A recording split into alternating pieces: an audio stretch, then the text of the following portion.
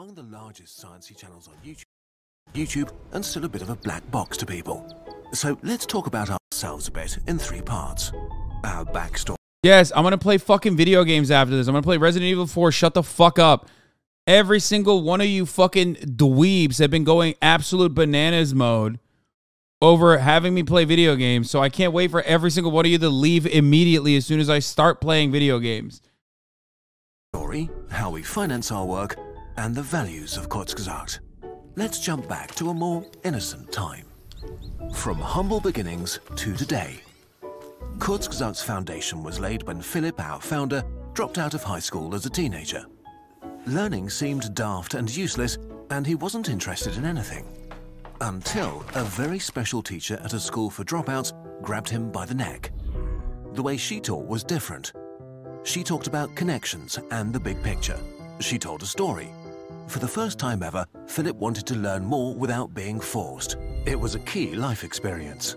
Kurzgesagt tries to recreate this experience for you. Nothing is boring if you tell a good story, and we try to tell these stories to spark excitement and make you want to go on and learn more. Dude, this is like, I mean, it feels not even good as a defense.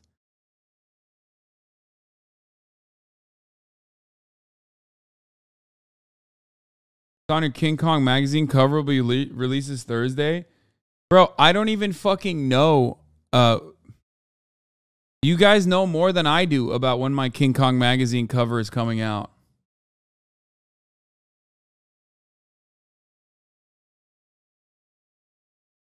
Because of the one teacher that could do this, Philip got a high school degree, studied history and design, and eventually started Kurzgesagt as a passion project inspired by Crash Course World History. In 2012, YouTube was less commercial and more idealistic. You couldn't make a living with videos as involved as ours, and that was fine. The goal was creative freedom, and so for the first few years, it actually cost money to make Kurzgesagt. We had no outside funding, just intrinsic motivation and a few friends from university. We worked for clients during the day and on Kurzgesagt at night, 80 to 100 hours a week. It was a real struggle, but also very rewarding. But then Patreon launched, sponsorship started, our views increased, YouTube changed. In 2015, the channel began to break even and then to earn a profit. But we were pretty burned out at this point, so we decided to bring in more friends and hire the first team members full-time, creating a legal entity.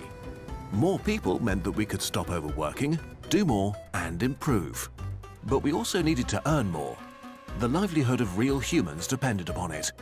None of us had any experience in running a company. We didn't plan to become big or to grow, it sort of just happened. A decade later, Kurzgesagt is not a small project anymore. We are an animation studio with offices in Munich and Berlin. We need computers, monitors. I'm gonna be honest with you. I think they're well-intentioned liberals in Germany who have like that's it. They're well-intentioned liberals in Germany who cut a lot of videos, and some of which aligns almost completely with the opinions or pet projects that billionaires have, and that's it.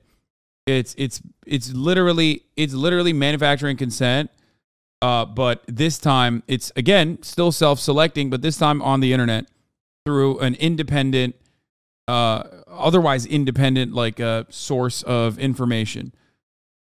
Like I don't think that these guys are like, oh, I disagree vehemently with this subject matter, but I think because a billionaire gave me money, I'm advocating for it. I think it's more so.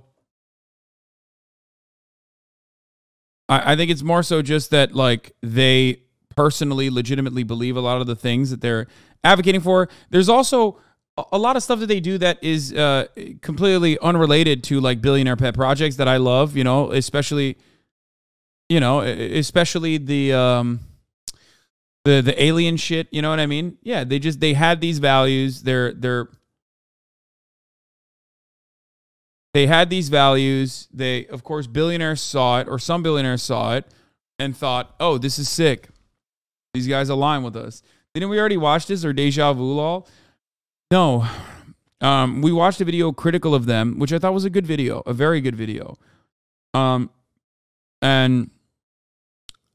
I think those criticisms are valid. And I think the person who was critical of them when they made the billionaire propaganda by Kurzgesagt was right. They were covering it from they were covering it in the same vein that like Noam Chomsky has analyzed mainstream media with respect to how like journalists that get to the tippy top of mainstream media are self-selected. And I think that is identical to what's going on here. And I talked about it. And my opinion is not going to change with this video either. But I also don't think that it's like a grift or bad, even though I do sometimes disagree vehemently with some of the videos that they make.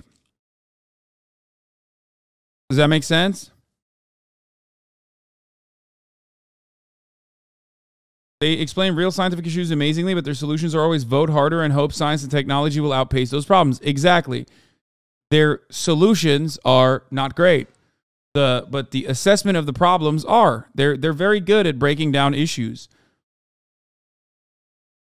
Ultimately, though, they're on the right side of history with respect to many issues that they cover, whether it be, renewable energy, shifting our focus away from fossil fuels, things of that nature.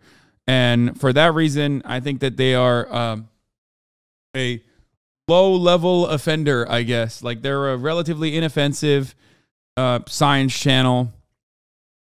I don't like that you're giving them a pass by just saying that they're just libs. I'm not giving them a pass for anything. It doesn't fucking matter. They're just not doing anything like nefarious. There are a litany of content creators out there, from Jordan Peterson all the way to like every fucking right-wing content creator that straight up deny global warming. Like, you deny the top of the hour ad break. Top of the hour ad break is real. Okay? It's real. A lot of you deny it because you're already subscribed. If you want to be a top of the hour ad break denier, all you need to do is subscribe. You'll never see them, and you'll think that they're just a figment of your imagination. But at the top of the hour, there's still a 3-minute ad break unless you are subscribed for $5 or for free, or you get gifted a sub. If you're lucky, here's a 3-minute ad break now. Blammo. Tablets, desks, coffee, contracts, pay licenses, taxes, rent, and insurance. In 2023, our team consists of over 60 employees and a lot of freelancers around the world. Salaries alone cost millions of dollars a year just to stay around. This creates an interesting problem. With such high production costs, how can we publish our work for free? How we finance Kurzgesagt. We've added up our earnings from 2015 through... Let's come full circle and go back to that YouTuber who kicked off the clickbait controversy and point out that their argument was a straw man and they're a bad person for attempting to stigmatize the channel. No, I don't think that YouTuber who started off this clickbait controversy is a bad person. I think their analysis was literally correct. So, no, I disagree with what you're saying as well. That was not a bad video. That was a good video. That was objectively true. And also, they were right.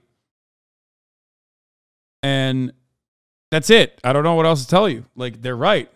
This channel has gotten a lot of money from billionaires. The channel does agree with a lot of the opinions that certain billionaires have with respect to how to handle climate change, but from the liberal left side, not left, but like liberal side. Please, Nuke Hoscore, thank you for the 10 gifted subs. Having said that, however, they still do a lot of good, and their solutions are neoliberal, but their analysis is still solid, leading up to what their solutions are.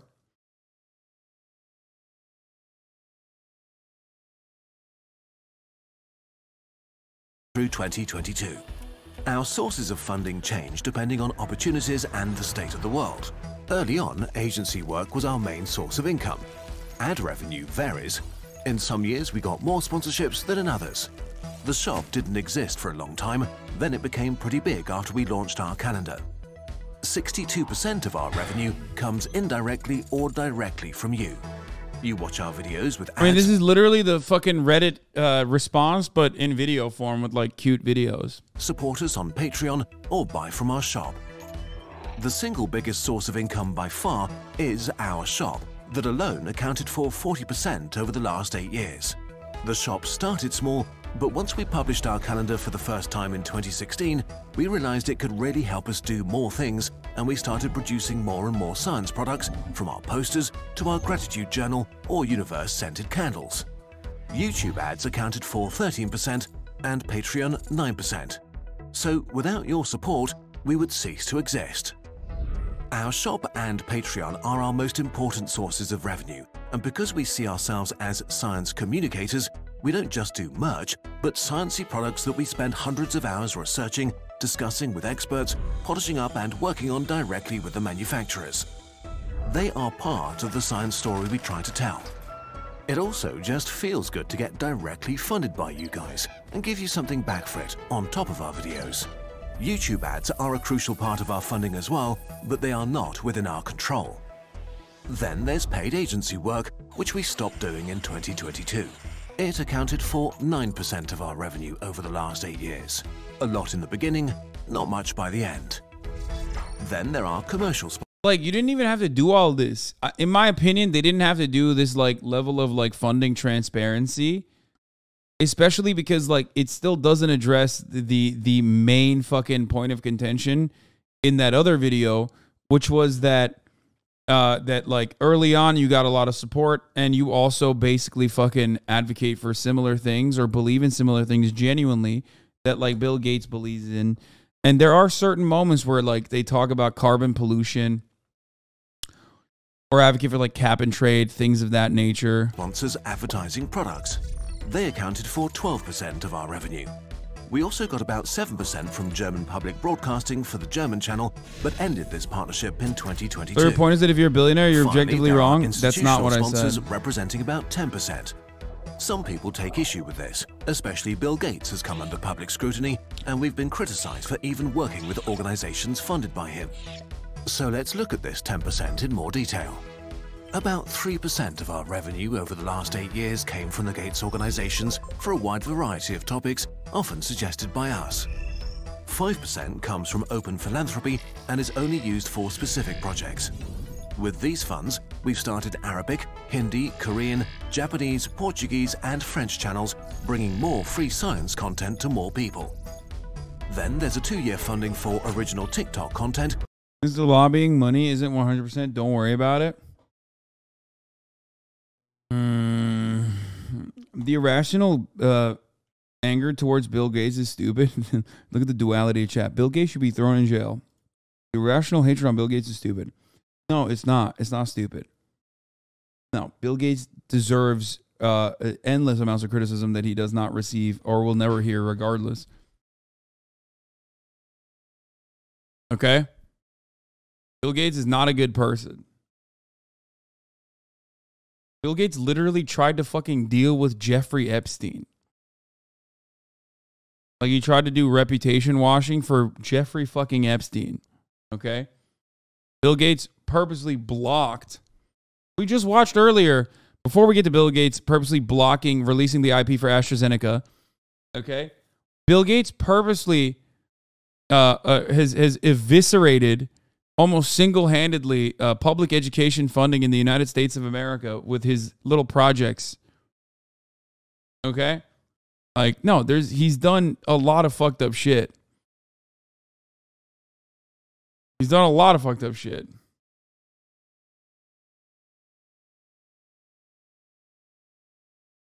They just answered your point of contention, did they not? What? Which gives us freedom to explore and learn how to do short-form science communication. The final 2% came from other organizations like the Red Cross or the UN, for example. We choose institutional sponsors carefully. Red Cross is not a great... organizations want to fund videos that help us spread quality information about topics, this is an easy yes for us, if we have the capacity for it. On top of that, the institutional sponsors we're working with align with our values. We have contracts with every grant giver or sponsor that bars them from editorial influence other than suggesting topic areas like global health or climate change. We agree on video topics together, but sponsors can neither influence details nor our conclusions. The final decision always remains with us. And usually we develop the topics of the videos autonomously and tell the sponsor what we're doing afterwards. If you're interested in how we research our videos in detail, our head of research wrote an article about it. Running an educational YouTube channel is a balancing act that we take very seriously. We're doing our best to maintain this balance, adjusting whenever necessary. As a team and a company, we want to grow to give more people access to a science-based outlook. I'm confused. Are there any examples of videos that provide misleading info or just flat out false shit? I think that their videos are not like flat out false. Like I said, their videos are never like flat out false. I don't think. But there's a bit of skewed. There's cherry picked data in some instances. Sometimes they do. I mean, they advocate for like. I'll just say it like this: there are better channels out there that talk about climate change and solutions to climate problems. That's it. Like what I mean by that is like Climate Town is a great example of this, right? Climate Town is a great example of a channel that does a lot better. You are just mad. What? I don't even mind Kurzgesagt. I watch their videos. Like I'm not. It's so strange. People always like have to be like. People always expect you to be like, yeah, fuck them, or like I defend them till I die. Like I'm not saying either of these things. I think they do a good job of breaking down complicated subject matter and describing it. Okay?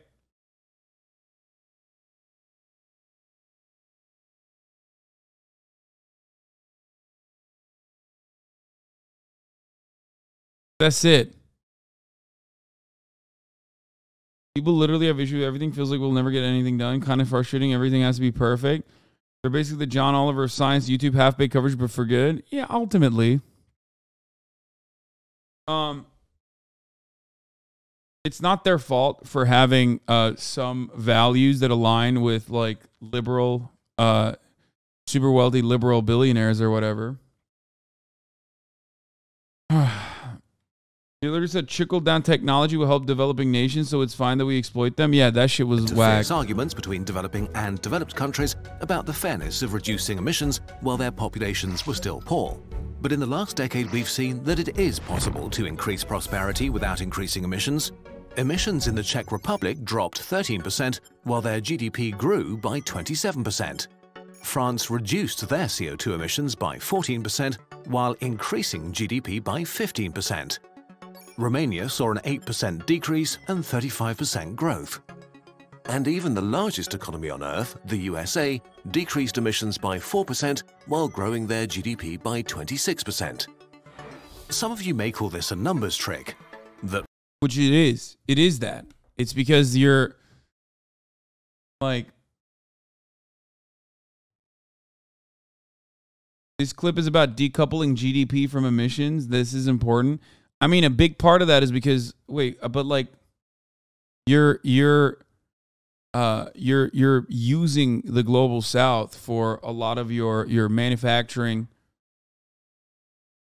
and a lot of your industry. Rich countries are just exporting emissions to poorer nations by moving the dirty parts of their economies like manufacturing. But even when we account for all of our imported goods, the numbers still look positive. It's no longer a matter of having to choose between prosperity and the climate, as it seemed to be a decade ago. Developing countries were to face. Wait, hold on. I want to see the full clip. Arguments between percent just exporting emissions to poorer nations by moving the dirty parts of their numbers still look positive. It's no longer a matter of having to choose between prosperity and the climate, as it seemed to be a decade ago. Developing countries will profit from that because as rich countries pay for the expensive development of green technologies, they can adopt them more cheaply. Yeah. Developing nations shoulder the big renewable energy initiatives, and then it will inevitably move down to developing nations. Developed nations will shoulder the burden of these, green capitalism initiatives, and it will inevitably trickle down to developed or to developing nations, and they will be able to adopt them cheaply. Okay? That's the argument, and it's a silly one. especially because you're simultaneously relegating some of the carbon pollution directly to these developing nations, while the developing nations itself are shouldering the worst burdens of climate change.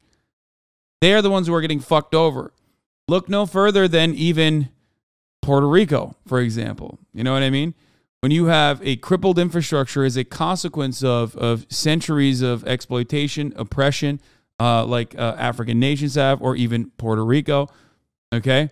Great example. U.S. colony, Puerto Rico. Okay? Still technically not a state. When you are victim to some of the most predatory, exploitative practices under capitalism, and you have no infrastructure to deal with the climate changing so dramatically that extreme weather conditions become commonplace, you have nothing. Like you have no way of combating it even. You know what I mean? They can skip most of the high emission phase that today's rich countries went through. We are at the point where not decarbonizing is a bad business decision. What's the alternative? Developing nations will either splurge on technologies that will increase climate change, or we can help them through these means. I think completely moving away from fossil fuel and utilizing all of our resources as it is an existential crisis on the entire planet is exactly where we should be focusing all of our R&D and our dollars on. And then actually helping, not like conditional aid, not U.S. aid, but actually helping our trade partners. Capitalism is the main reason why this industrial development has been so sour on the entire planet. So trying to fix the issue that capitalism has greatly exacerbated through capitalist means is never going to happen. So making an argument that it will is wrong from my perspective.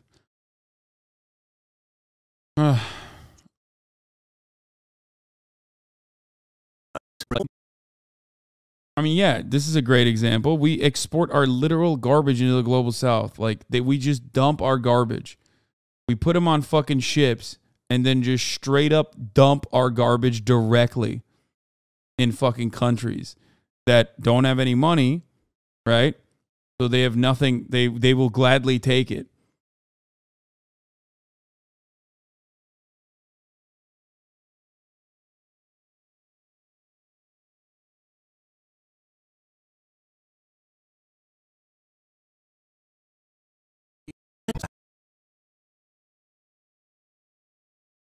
It's kind of like everyone was like, dude, that's slavery, when XQC was talking about how to deal with like homelessness, where he was like, oh yeah, just make them work. Like, just force them to work, right? And people were like, well, that's homelessness. But then it's like, but when it's done at a systemic level to the global south, you're like, because they're desperate and have no other means of economic development, then it's like seen as normal and good. You know what I mean? The very same. Well, XQC wasn't even directly saying that, for the record. It was a misunderstanding. But regardless,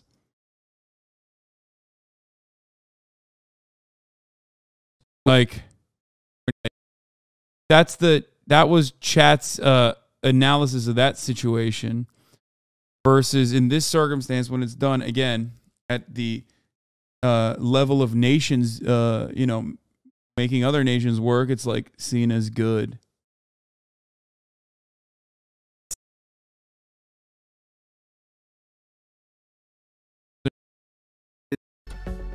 And we haven't even really talked about solutions like carbon capture. In 2000, it didn't really exist. In 2022, that technology does exist and costs around $600 to remove 1 ton of CO2 from the atmosphere. As investment pours in and the technology matures and begins to scale, it's likely that these costs will plummet over the next few decades. So everything's fine then? Well, let's not get carried away. All of these processes are great, but not nearly fast enough. We're still doing way too little and... Like, here. One other example. Look at Chile, okay? Look at the Congo. If, as we move towards renewable resources and renewable energy, if we were actually engaging with nations like this in an honest way, then countries that have cobalt and lithium would be considered incredibly wealthy nations. Like they would be some of the wealthiest nations on the fucking planet. But we have not done that. We are not treating these countries as though they are viable trade partners that deserve sovereignty and dignity, but instead, a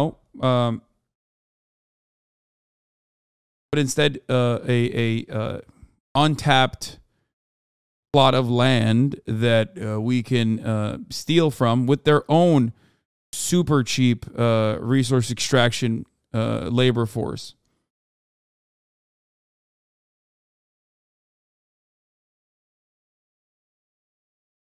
You know?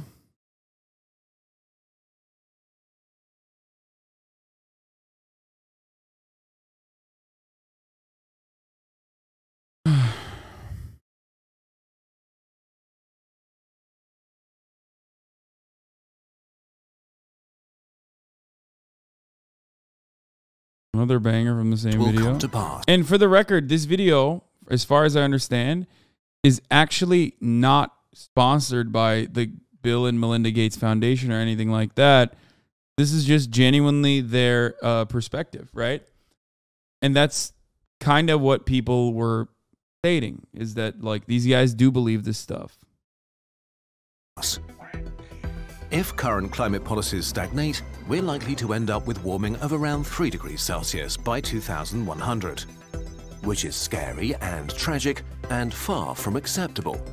But this is actually good news. How? In the last decade, we've seen enough progress that most scientists now think that we have likely avoided apocalyptic climate change.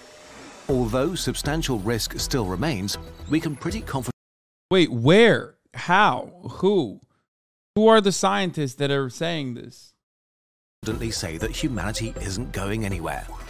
Civilization might have to change, but it will endure. Which begs the question. Dude, come on. Okay, that is bad. That's really bad. Don't agree with that. Yeah, you're going to have to change. Mass displacement, mass migration, litany of fascist complications that arise as a consequence of, again, mass migration when your entire agricultural output is eviscerated as a consequence of climate change.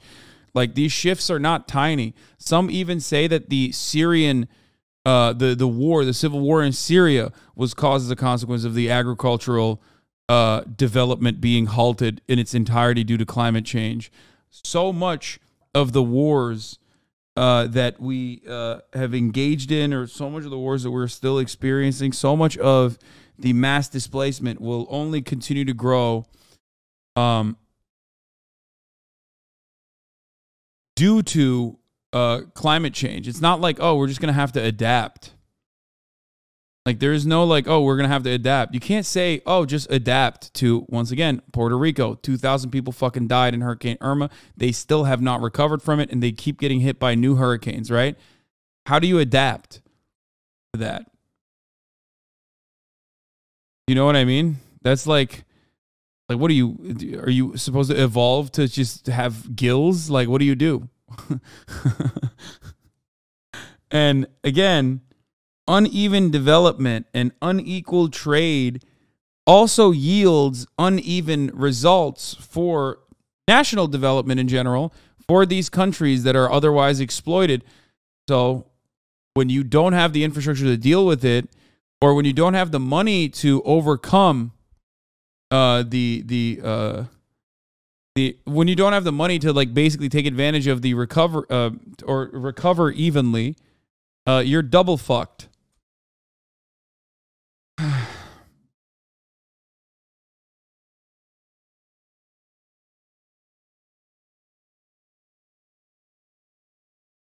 the thing with climate action right now. We know that for people to change, they need to be worried a lot, but not so much that they will freeze with inaction. And oil companies are banking on inaction to the point that they have encouraged this can't-do feeling. So climate activists need to tread a careful line to stop people from being too doomer. It's hard.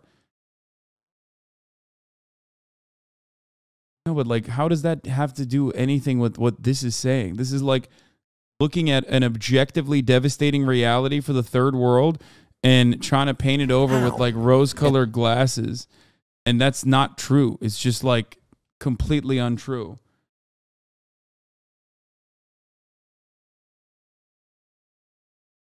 Like, we joke about it even internally with like Ben Shapiro, where we say like, adapt how? Sell your house to who? Fucking Aquaman, right?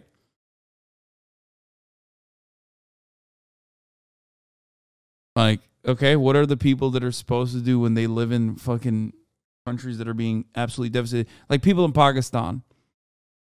Like who are they going to sell their house under the river to when they died?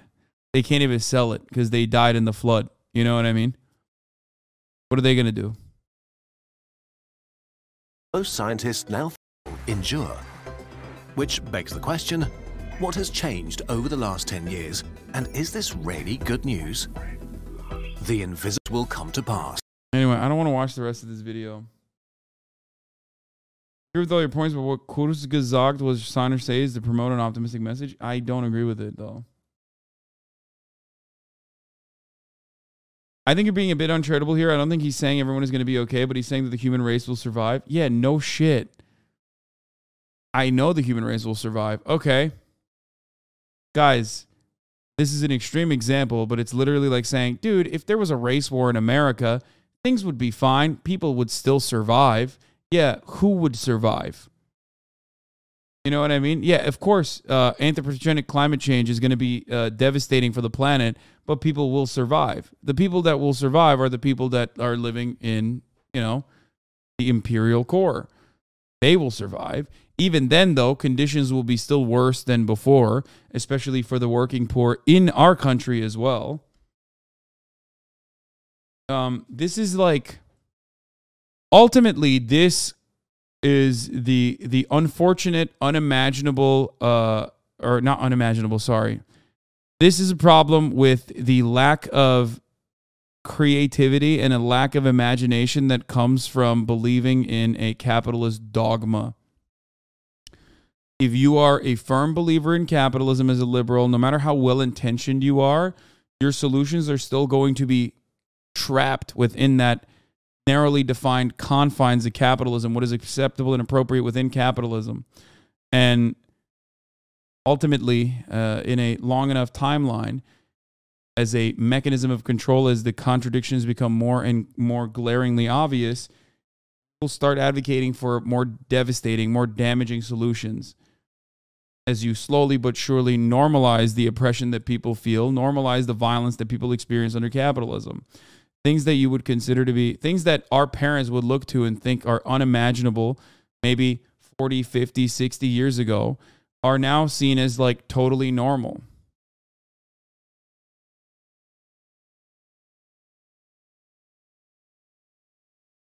Look no further than mass shootings in the United States of America. If you want to develop a better understanding of how much we have dulled ourselves and desensitized ourselves to the rampant violence that we experience on a daily basis. Now, it's not like we have a lot of sympathy for the global south anyway.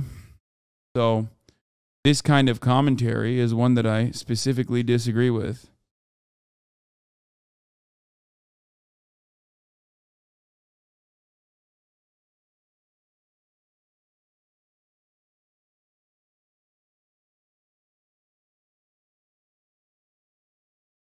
My friends and grandparents swear we've always had daily shootings. What?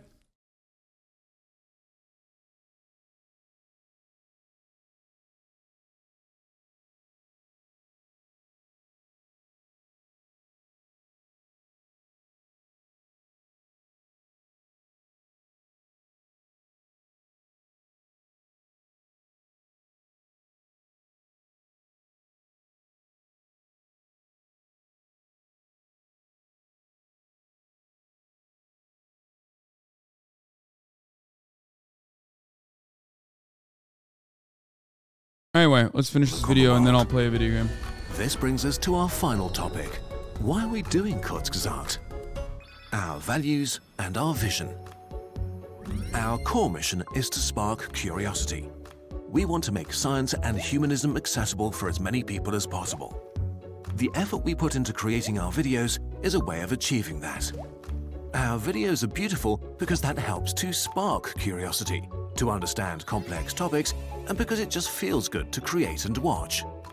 Our research is as intensive as it is, so our videos are a good simplification of very complicated topics. We want to make people excited about science so they rediscover subjects they hated in school and see how amazing they are. On top of curiosity, we want to inspire long-term thinking and a positive, constructive outlook. Being optimistic about the future of humanity is not mainstream, and we think this is horrible. Pessimism often sounds smart and gets more views, while optimism can sound naive, but this is a bias that's not helpful for us as a species. So, despite the gloominess of many topics, we want to approach them with informed and well-researched optimism. Not brushing humanity's very real challenges aside, but also not falling into the trap of pessimism.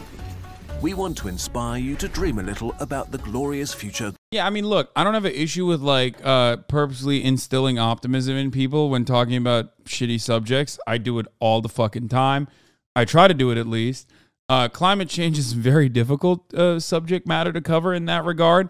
I think, again, I can't believe I'm hyping this up one more fucking time. I'm dick riding these dudes a lot, but Climate Tout does a pretty decent job at that. Okay? Obviously, you can be happy about like marginal improvements that are happening all around in some respects, or at least like moving in the right direction in some respects. But I think like leaving a lot to science will handle it is unironically what right-wingers say all the fucking time. Like I've literally heard Jordan Peterson say this, and Jordan Peterson is an oil lobbyist, okay? So remember that when you hear people, be a little bit more cautious when you hear from people that say, oh, technology will fucking fix this issue in the future, right? Or when you say things like, yeah, climate change will be devastating in some respects, but you know, we have an incredible capacity to adapt and overcome. Yeah, but like humanity will survive. Humanity could survive nuclear holocaust. That doesn't mean humanity is still the same humanity that you enjoy. It's like an econ textbook refusing to recognize the humanity behind the laborers at the widget factory. Yeah, when you think about it as just like they're just you know, producing widgets at the widget factory, then that's fine. But when you but you can't do that.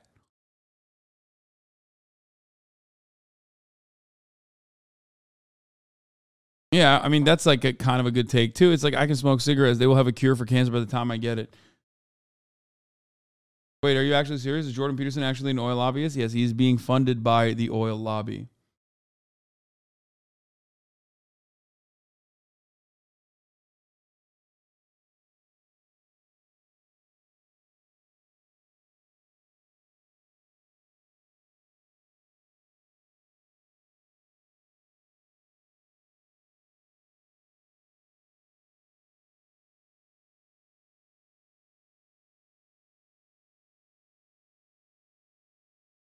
That we could actually build, but only if we believe it's possible. In the long run, we don't only want to do this on YouTube. The idea is for Kurzgesagt to be a positive influence across more media. On our TikTok channel, in the long-form content we're exploring, in apps, in the VR game that will be released later this year, and the games we plan to make in the future. Our shop is a central part of this vision. We start our stories with a video and end them with a poster.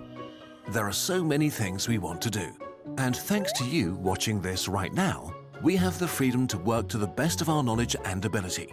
In the end, we hope you like what we offer and that we'll be doing something worthwhile for as long as we exist. And hopefully, we'll have a lasting impact by making science and learning more fun for as many people as possible. If you personally want to help